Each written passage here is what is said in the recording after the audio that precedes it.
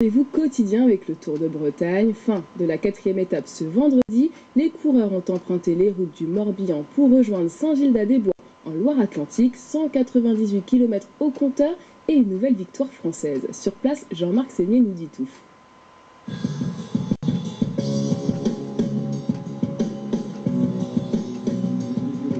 Bonsoir pour cette 4e étape du Tour de Bretagne entre Sker dans le Finistère et Saint-Gildas-des-Bois en Loire-Atlantique. On a traversé le Morbihan, mais les coureurs ont dû aussi mouiller le maillot. Vous le voyez, il a plu un petit peu sur la ligne d'arrivée. En tout cas, on s'attendait à une explication à la loyale entre sprinteurs. Il n'en a rien été, car des coureurs aujourd'hui ont eu la bonne idée de s'échapper. Et c'est assurément de sérieux clients qui ont choisi de se porter vers l'avant. Damien Godin, le coureur de l'armée de terre, récent vainqueur du Trobreléon, avait aujourd'hui des fourmis dans les jambes. Dès le 10e kilomètre, c'est avec Benjamin Le Montagnier, qui fut par le passé leader du Tour de Bretagne, qu'il fausse compagnie au peloton. Un très jeune coureur, en la personne de Kevin Perret de l'UC Nantes Atlantique, se mêle à la bataille. À la veille de fêter ses 20 ans, le minot va passer la journée en tête comme un rêve éveillé. Depuis le début de saison, j'étais pas très bien. Avant le Tour de Bretagne, j'ai fait un gros bloc d'entraînement.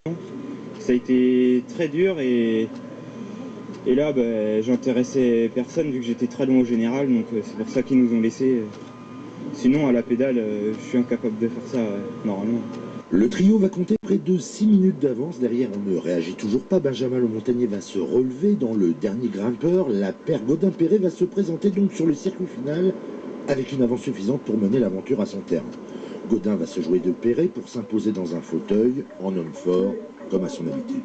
Aujourd'hui, je voulais faire une échappée. Voilà, je ne savais pas comment derrière le peloton allait réagir. Au départ, on a eu du mal parce que je pense qu'ils ont vu que j'étais devant. Donc ils ont mis un peu à rouler derrière, mais j'ai dit je lâcherai pas. Et voilà, après on a monté à 5-6 minutes, on a géré notre journée. Et puis dans le final, je voulais accélérer avant le circuit pour avoir 3-4 minutes sur le circuit. Et je pense que la pluie qui est arrivée nous a avantagé aussi parce qu'ils ne pouvaient pas rouler plus vite dans les virages ni dans les descentes. Le coup de force du jour n'a rien chamboulé au général. Le Picard Flavien d'Assonville est toujours leader devant le Belge de Wulf. Maxime Cam, premier breton, pointe à la 3e place. On ne le sait pas toujours, mais pour un coureur, sa base arrière, son vestiaire, c'est son bus. Alors aujourd'hui,